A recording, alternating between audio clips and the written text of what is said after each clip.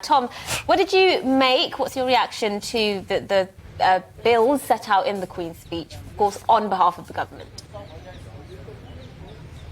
Yes, it was a long and varied affair, wasn't it? It was everything from giving residents more say in planning reform to establishing an independent football regulator.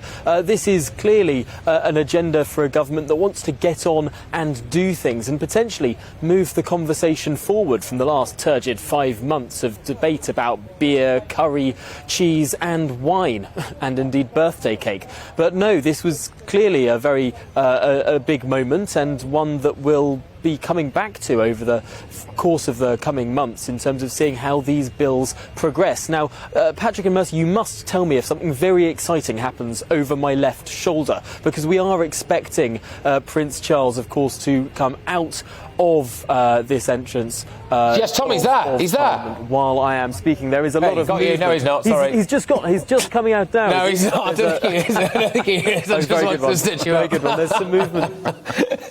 Sorry, carry on, Tom. Amazing. Carry on. There's some movement of some police motorcycles, but I suppose we might get a little bit of music as well. You know, it's a very peculiar sense, me talking straight at you, not being able to see anything that's going on behind me at all, which is probably what people want to be looking at. But no, on the politics of this, it is clearly a significant moment. And as I was saying, this is a government that does want to get on and do things. There were a huge number of bills there, not all of them listed by name, but 38 individual pieces of legislation that the government will hope to get through over the course of this parliamentary session, and indeed try and deliver on many things in its manifesto, not least, for example, the establishment of that British Bill of Rights that Prince Charles mentioned in that speech that the government has been talking about for a very long time. Now, there are going to be questions as to whether or not the government is going to be able to deliver a lot of things in this Queen's speech. Of course, we know that every piece of legislation has to go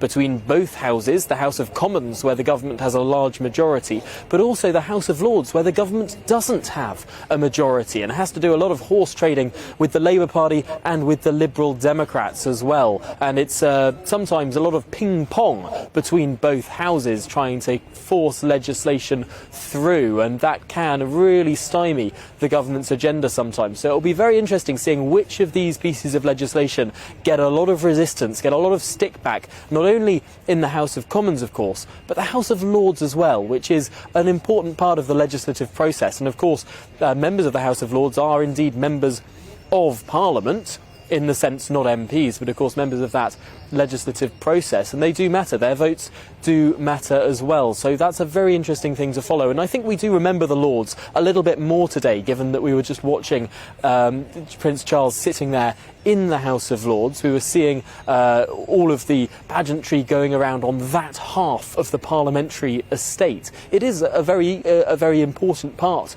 of the parliamentary and legislative process, and one that I think too often we do not factor in so much to our calculations.